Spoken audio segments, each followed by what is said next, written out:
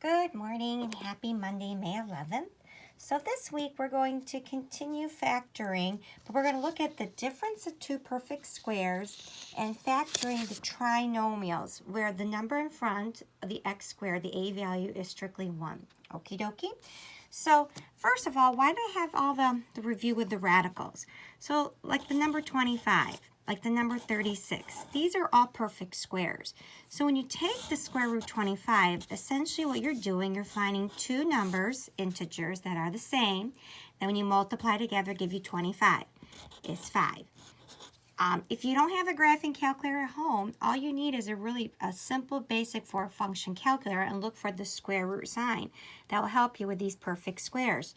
Just like 36, the square of 36 is 6 times 6. You got it. So how's that going to help us with factoring? Well, when you have the difference remember is the minus sign, the subtraction sign, and it's called factoring the difference of two perfect squares. So you do the same thing. You take the square root of x squared, so that's going to be x, and you put 1 in the beginning of each of the binomials. And then, because there's no middle term, do you see how it goes from degree 2 to no degree? That means the middle term cancels. So it doesn't matter the order, but you definitely have to have one subtraction, one addition. And now we're going to take the square root 25. So the square root 25 is 5. So you put a 5 here and here. Again, multiplication is commutative. But how do we check our work? Well, if you recall, back in the fall, we did a box method. So we would write one of our answers, x plus 5, and then one of the answers along the side, x minus 5, as a negative 5, and we would multiply. X times x is x squared. X times 5 is 5x. Negative 5 times x is negative 5x, and negative 5 times a positive 5 is negative 25. And what you'll notice, this diagonal are opposite terms. They cancel. So guess what you finish off with? The answer of x squared minus 25, which is an exact check. So that's called factoring the difference of perfect squares. Now, it doesn't always have to be x's. For instance, look at example number 2. I have an n. What times itself gives me n squared? The square root is n. You got it. And some of you will put one sign of each next, which is great. I don't mind the order, just one sign of each. And now the square root of 100. What number times itself gives you 100? 10. You got it. And how can you check your answer? You can use the box method. N plus 10 across the top, let's say, n minus 10 along the side. And if you distribute, n times n is n squared. N times 10 is 10n. Negative 10 times n is negative 10n, and negative 10 times 10 is negative 100. And sure enough, look what cancels. The diagonal, those are opposites, and you'll get n squared minus 100. So it does check. So far, so good, I hope. Now, what if the number is switched? Now, I used to have a student, her name is Victoria, great tennis player. My gosh, I think I had her over 10 years ago because she graduated with my stepson.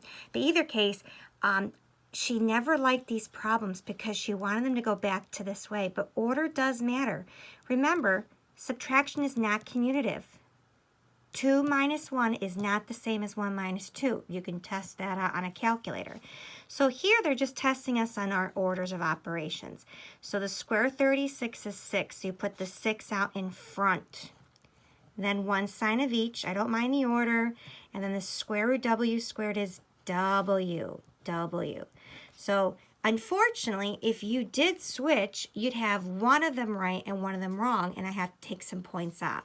So remember, subtraction is not commutative. You cannot switch the order when you subtract. So if the numbers switch, that's what they're testing your knowledge on, okay?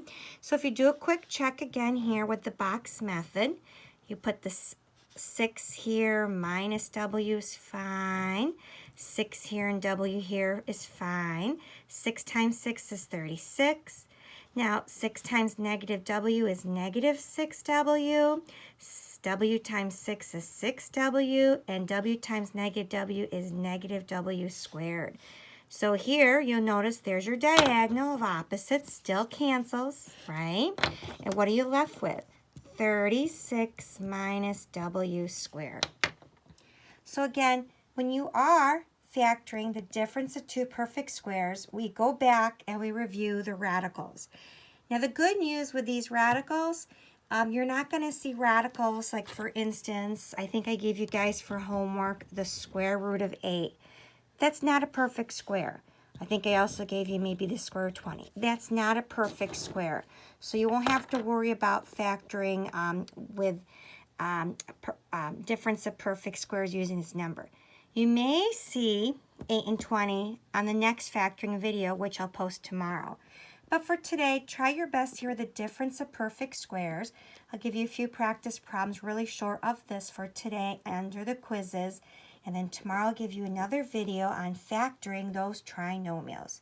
If you have any questions, shoot me a message. Thanks. Have a great day.